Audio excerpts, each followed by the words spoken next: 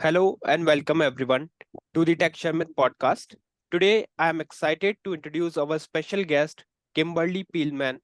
She is a dynamic product owner and a well known IBM champion who is making significant stride in the tech industry with her expertise.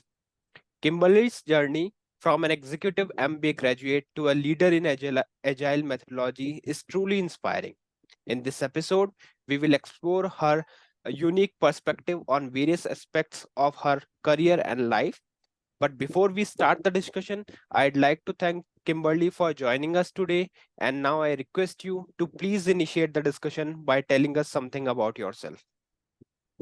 Thank you so much for inviting me on your podcast. I love sharing my story and hopefully helping other people um, find some inspiration in their career.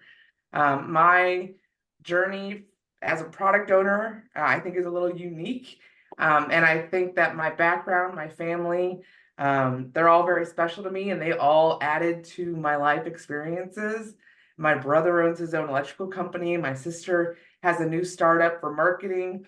But me, I went a totally different path. But all of us found our own paths, and I hope other people can as well. Okay. Okay, so thank you for the introduction, Kimberly. And now we would love to hear more about your fascinating journey. So could you please share like how you transitioned from being a secondary math educator to your current role as a product owner and business system analyst in this tech industry? Gladly. Looking back, it was kind of a natural transition. So I went to Baylor University to study to be a teacher. I'm very passionate about education, but I also know it is an arduous field to work in. And so I said, you know what? This is where I'm going to start. We'll see where God takes me next. And while I was a teacher, made lots of friends and learned about education software. And some of my friends got in at a company at the time called Study Island and encouraged me to go there, keeping my passion for education, but allowing me to have a little bit more work-life balance. And from there, I learned to be a product owner.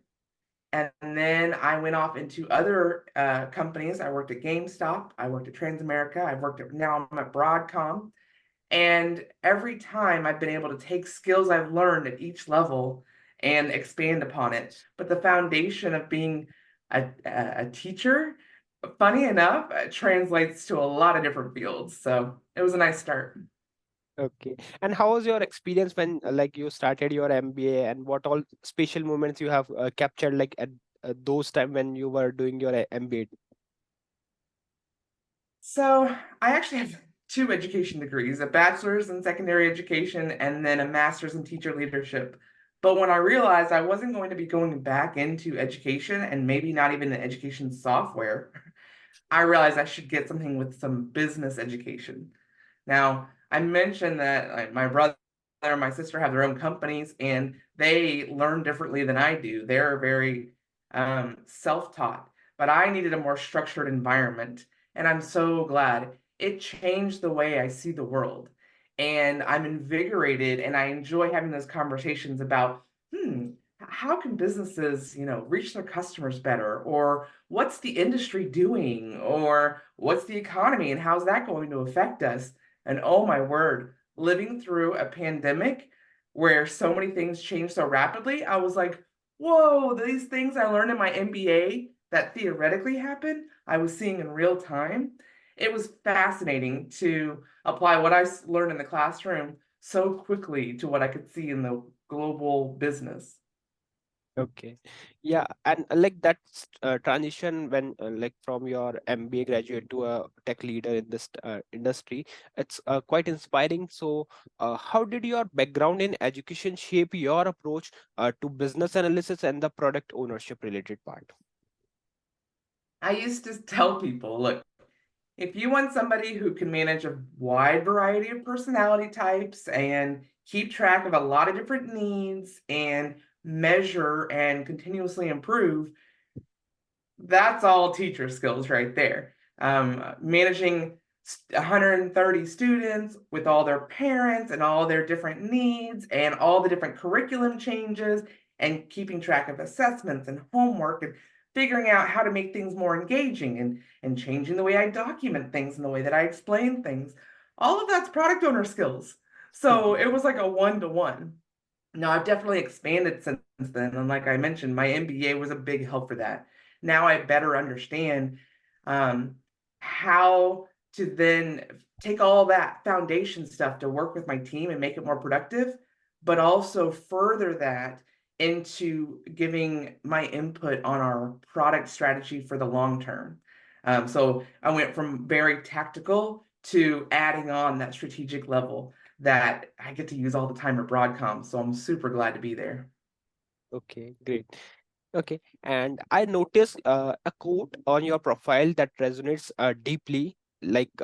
The quote is, "I can't change the direction of the wind, but I can adjust my sails to reach my destination." So, how has this philosophy influenced your professional journey?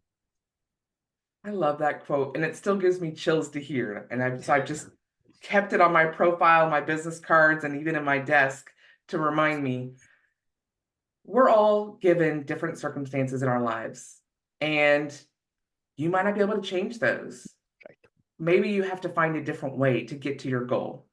So whether you are going to go to college and earn a degree, or you are going to start off in an industry, get in the door, and then quickly find mentors and watch TED Talks and read books to self-educate and learn hands-on. Maybe you need to save up to open your own business, or maybe you get into investments. All of these things are tools that you can use to get where you need to go. We're not all on the same path to get there. So it's a nice reminder of what if I get frustrated and something's in my way and it's not working the way I think it should.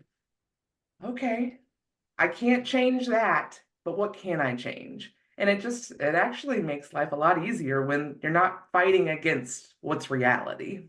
Yes, right. And figuring out like what we can do is I think I believe like this is the best way to deal with any problem or any challenges, because if you know what we can do, then it is a bit easier to achieve our goals. So yeah, that's a good point, and this quote is very relatable for each and everyone. Like if someone who is doing their studies, or whether it's an educate in a tech industry, so they can relate with it, they can easily utilize it and follow this philosophy in their personal life. Okay. My next question is related to your work profile. So, balancing work life and personal life can be a quite challenging, especially in demanding roles. So, how do you manage work life balance, particularly when you are leading major projects and teams? I've given this quite a bit of thought, and I feel like every time I talk about it, my answer is a little different. Why is that? Maybe there's no perfect answer, and maybe it depends on your moment.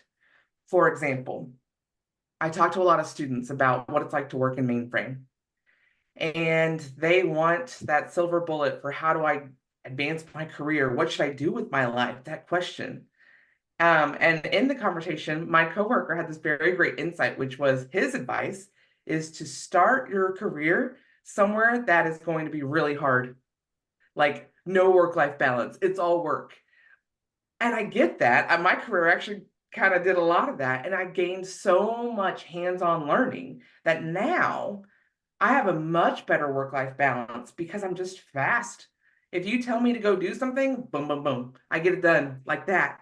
Versus when I did this early in my career, it would have taken me days to do some things like craft a great PowerPoint or analyze some data or organize our stories for the next sprint or whatever.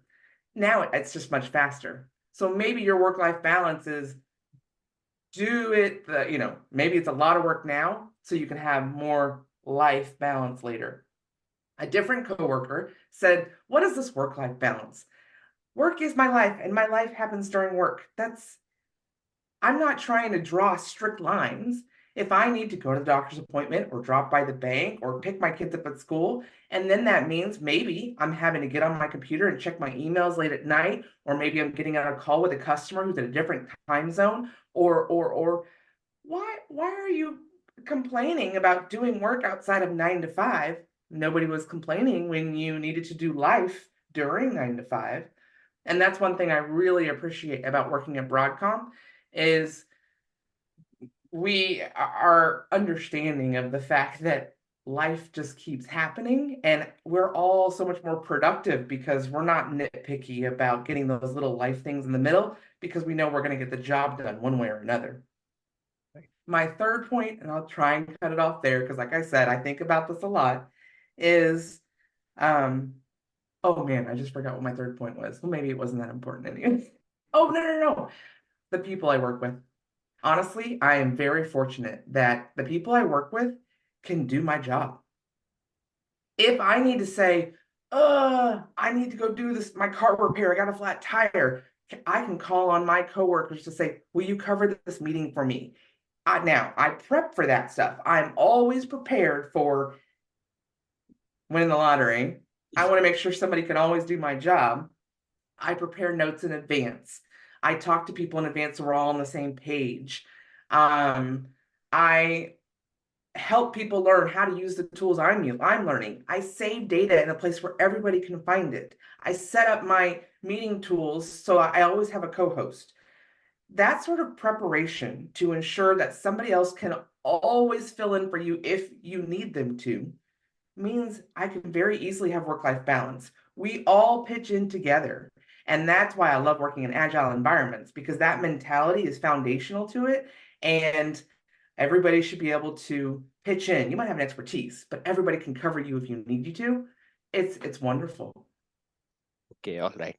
So, my question is, like being an educator or a professional expert, do you find anything common as a challenges, like whether might be some specific challenges which is common for both for the working professional as well as for the student? So, did you find something like this? Absolutely. So, first of all, we're humans and we're always learning. We're Mhm. humans and we are all have different ways of learning. Right. I apply that when I work with my teams. So maybe I have a developer who likes to work on greenfield enhancements. And I have other developers who love to research defects. And I have some people who can dig into something for weeks. And I have other people who are like, if I don't accomplish something every single day, they get demotivated and they need that daily refresh. All those different personality types I saw in the classroom too. So Okay. I feel like I had some exposure to how to meet them where they are. Instead of trying to force everybody to work the exact same way, I try and help feed information to different people in different ways. Some people want to know what we're doing all year. And some people are like, can you just tell me what we're doing this sprint? That's too much information. I get it. I'm a different personality type too. And that means I also have to be aware of my own needs. And so we kind of compromise there. And that goes with the developers, with working with other departments, with talking with our customers. Some people only want to use email. Some people only want to be on the phone. I just adjust to where they are with their communication style. Okay. Okay. And now I would like to talk bit about the professional network. So how do you see like the importance of, as per you, what is the importance of professional network, and even what advice do you have for growing one's professional network in their life? I am kind of proud of myself for actually having an answer to this because I think it's a common struggle. We know how important our professional networks are. We know it can help you find the job you didn't know existed. We know it can help you find that personal development that you didn't know you needed so you could go to that next step in your life. So, how do I nurture my network? Well, for one, actually getting to know people is really important. It's not about quantity, it's about quality. Quality, yeah. And that means putting in a little bit of effort, following up with people you worked at previously, people you went to school with, people you met, through your family. If you had a connection with them, nurture it. Follow up with them on their birthdays or some holiday. Make it an annual thing where once a year you drop them a line or you have coffee with them. If you do that with everybody, you're not going to keep up with it. But if you find some key people, great. If you try and force it with people who maybe you didn't really click with, but you're like, oh, they're really important. They have a C in their title. If you don't really click with them, don't force it. It's not going to be fruitful anyways. You're going to find people of all titles, all locations in the world. Some people you just start talking to and it's easy. And some people, it's like a forced conversation and it feels stale. Don't force it. Also, you got to get out there. And it's amazing how much information every single person in this world has something to offer. And that means you should get out there and go to professional meet and greets. There's websites called meetup.com is the one where I started. I got into some agile groups. Then I started volunteering to be a guest speaker. And the second I was a guest speaker, everybody thought, we want her to come speak at our event. We want her to talk on our podcast. She must know what's going on. I don't know much more than the rest of everybody else in that room. But if you're the guest speaker, it sure looks like you do. Then I started going to conferences and I would sign up to be a guest speaker. Then I started writing blogs. All of these things brought people to me. And that was way easier to nurture my network by attracting people because I was sharing information versus me going out and trying to find people. So that's my two pieces of advice: nurture it, and then put yourself out there, share information, and people will come to you. Yeah, I think these are the one of the best advice you shared, nurturing the network as well as collaborating with others. Because when you collaborate, you figure out various new things and you can utilize in your journey for the task and whatever you are doing. So yeah, That's that's so a great true. I advice. learn from every person I talk to, whether it's talking to my brother about electrical work and how his business runs, or if I'm talking to the grocery store guy about what it's like to go get the carts that run off in the middle of the park. I'm constantly learning from other people. If I talk to the same people all day, I just know the same information every day. Right. Yeah, interacting with different people for sure enhance your skills, and even everyone is sharing something new. So that's a good Well way to said. learn. Okay, so let's discuss bit about the productivity and how we can improve the productivity. So maintaining productivity while avoiding the burnout conditions is so important in our fast-paced industry, especially the IT industry. So what strategies do you use to stay productive and keep burnout at a bay? I remember when I first started interviewing at Broadcom, and I was concerned because I would be working on a very different product. When I worked at GameStop, I built their point of sale, and I was in charge of making requirements and mock-ups, and I knew that creating some of those mock-ups really got to use my creative skills. But working in mainframe doesn't always have that front end user interface that I need to change. It's already set. It's the back end stuff that needs to be, improved for whatever performance or a new interface or integration or whatever. So I was like, am I going to lose that thing I like, which is to get creative and a little bit of art in my day? I just found different ways to do it. Like creating slides for LinkedIn that will tell my customers a new training we have available or that the roadmap session is coming up. Um, our projects, I make PowerPoint slides to say, hey, here's where we are, here's where we're going. I usually throw a meme in there, or I'll find some little cute graphic, and just little stuff like that adds to play in my day. That's what I like to call it. Add play to your day. Whatever you're doing, have a little fun with it. And then it's not so work, it's more fun, and it keeps me motivated. And I also like to do what I call side quests. And again, that just enhances my learning, but it also keeps me from feeling like I'm in a rut. If I'm doing the same thing every day, that's nice because technically I've optimized, right? I've got everything very smooth and redundant, but my personality can't handle that. So, okay, I'll go join an incubator. Oh, I'll write a blog. Hey, let me find somebody to do a podcast with. So I do little side quests to keep my brain challenged if I've become too efficient at my day-to-day job. Yeah, Yeah, so these are the things that everyone can opt in their own lives in order to deal with the situations. Because if you are working with fun, then for sure it's a bit easier for you to do your day-to-day tasks. So yeah, that's a A good lot thing. easier. Yeah. Okay. And now if I talk about mainframe, so like you have often mentioned that your love for the mainframe referring to it as an underdog. So can you tell us more about what makes the mainframe such a compelling technology for you? I'm enjoying learning about the history of mainframe, and I'm loving how Broadcom is investing in the mainframe. So here's my perspective of what I've learned since I've joined Broadcom. Mainframe is really powerful technology. Other cloud technologies have come in, and everybody thinks that's the one. That's the one. Go to the one. There is no the one.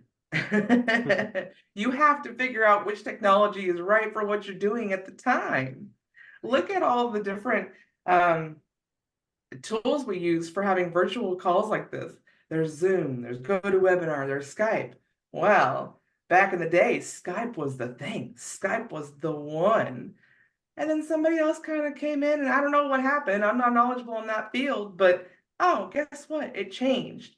And honestly, part of it's probably just what fit the situation. What did they add to it? Did they keep up with their customers? Well, mainframe has all these benefits to it in certain types of transactions, very transaction based stuff. It's super powerful, super secure, and it can handle it. Now, I've done projects where we've tried to move massive amounts of data through the cloud, and it's just not optimized for certain situations. That's, I'll stop, I'll keep it there.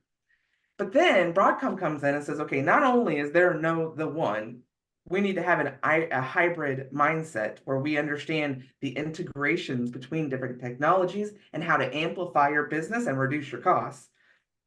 But also, I love that, for decades, people have said, oh, the mainframe's going away. Oh, the mainframe's going away. And we're Yeah. like, you said that 20 years ago and it's still here. Yes. And I have customers going, please tell me you're going to keep investing in the mainframe. I've tried other stuff and it just doesn't work the way I need it to. I need the mainframe to stay, and it will stay so long as we keep investing in it and we have to modernize. And that's where Broadcom has come in with their investments to say, okay, how do we bring in integrations with VS Code extensions for that front end interface? Oh, what are we going to do with all this generative AI stuff? That's a splash in the pan right now. Is it going to stay hot? Um, how do we make sure that the modern security practices, how does that apply to the mainframe when it's foundationally secure, but there's so many things that are now integrating with it? How do we maintain that secureness by default? All of that is just I get to have all these conversations at Broadcom, and I get to learn how we're making sure that we retain that value from the mainframe and then amplify it with all these additional technologies that we can build around it as well. And that's where I come in with the phrase underdog. As people said it was going to go away, I still have people telling me, "Oh, it's a dead end job," and then I'm like, "You guys aren't seeing what I'm seeing. This dog is getting modernized." And we're investing, and people are happy. They're grateful. Companies are grateful that we are going to make sure that what they have gained in the mainframe, they're going to be able to keep it that way. It's very exciting to me. Yeah, like with this explanation, you have break down all the myths which is moving around the mainframe that it is about to die or anything like that. So that's a, a good explanation. I think now it is clear to each and everyone. Like, no, it's not going anywhere. It is still in market, and everyone is utilizing it for I'm their glad business I needs. do feel like it's clear to people who are in the industry like you and Right. I. We can have a lot of confidence that our careers are going to grow and it's great and secure for the long term. My mission is to make sure that people outside of our industry get enlightened to that fact. And that's what I do when I go visit local universities. Not only am I talking to the students because mainframe is not included in a lot of their coursework. Right. So I explain to them, do you know that this technology exists? Let me show you how to get education about it. Then I'm trying to talk to universities that are not including it in their curriculum and showing them, hey guys, you are depriving your students of something that's foundational to business in the world. Do you want to be the university that says, we don't teach our students about this global need? That's insane. So I'm loving working with universities that already have mainframe courses. At those universities, I make sure other students know about it and they can join those courses. Right. And then I even go to universities that don't talk about mainframe and I try and help them understand why businesses need their students to be fully educated on all the technologies, not just Java and Python. You know, Yeah. you need both. Right. Yeah, and like your passion for this for the future of mainframe and educating student about the career opportunities is truly inspiring. So, like, can you share some of your expert one you have already mentioned, like you are interacting with different student across the university in order to teach them about, or at least to inform that yes, this is the technology which is existing in nowadays. So what other efforts or experience you have with the students in order to promote the future of mainframe? So my efforts in this area are continuously improving. I started by just going to job fairs at local universities and handing out pamphlets about mainframe and job openings at Broadcom. But really, I was just trying to get my foot in the door to talk about mainframe. Mhm. Then I got to know student groups. All these campuses have these self-driven student groups that are thirsty to learn technology, and they want Broadcom to come and share with them what it's like to work in our industry. How do you get a job when you're just starting out? How do you learn about the mainframe? And then I start telling them, one, if you have courses on your campus, go take them. You can take them on top of whatever degree you're getting right now. You Right. can just add on. Two, do the IBM Z Explore program. So that's free online training and it will give you a certificate at the end so you can prove you have this training. It will make you stand out on your resume as well as expose you to the mainframe so you can see, is it the kind of technology I enjoy or not? That's what's cool about technology, right? You can go in all sorts of different directions. Mainframe, some people love it. Some people are like, not my thing. Okay, go find that out by taking the IBM Z Explore program. And I'm also working on the Mainframe Open Education Project. Okay. Now, I don't have time to do all of these things, so I'm just kind of throwing in any information I learned from the universities. They have a whole team of people and volunteers who are contributing to creating online education, documenting things, answering people's questions about, well, what is a career mainframe like? Where does the mainframe change in the last 30 years? What we just celebrated an anniversary. I should know how many years it should be now, but um 50 years, I think. Man, like how has it changed? Where is it going? People have these questions and we're getting it written down so that they can find it. And we're providing these free resources so that when you do join a company, they're going to have training programs for you, but you are going to be so far ahead that you're just going to learn so quickly. And I've talked to students who've had that experience and they say, it's cool. I talk to my friends who go to other technologies and they're the low man on the totem pole. Everybody already knows what they know. But when you come in on the mainframe side, yeah, everybody already knows more than you do. But we're excited that you're joining us. And we want you to learn. And we are giving you resources instead of you begging for resources. It's a very interesting time to join the mainframe ecosystem. New to mainframe is hot. And we are excited to have you here. And we will give you all sorts of free education to help you advance very quickly. It's a good field to be in. Yeah. All right. So yeah, although like we have various topic to discuss in this podcast, but just to cover up within a specific time and just because of the limitation of time, I'm going to put my last question, which is like as an active blogger and university ambassador, what are some of the key messages you aim to convey about the mainframe? Ah, man, I already said a lot of them, so I'll try not to repeat myself. But one, we are investing. We are integrating with other technologies. We support a hybrid ecosystem. And we are also making sure we are investing in mainframe for the next generation. So that if that means they want to use VS Code extensions, or if that means that they want to learn with an escape room type environment, or if that means that they want to have meetups and come to our conferences, there's Share is an organization that SHARE is an organization that has conferences and they're helping students come complimentary. We want students to come. Um, Broadcom has mainframe tech exchanges. All of these things are happening. IBM's doing events. I'm going to colleges and we're doing events. Go join these events. Come learn about the mainframe. And if it's technology that you enjoy, just from what you've seen, it is a great time to get in because you have a big world that's exploding in the mainframe industry, and getting in early is always nice. Yes. Okay. All right. So thank you so much, Kimberly, for joining us today in this podcast and for sharing your expertise with our audience. Thank you once again for joining. Thank you.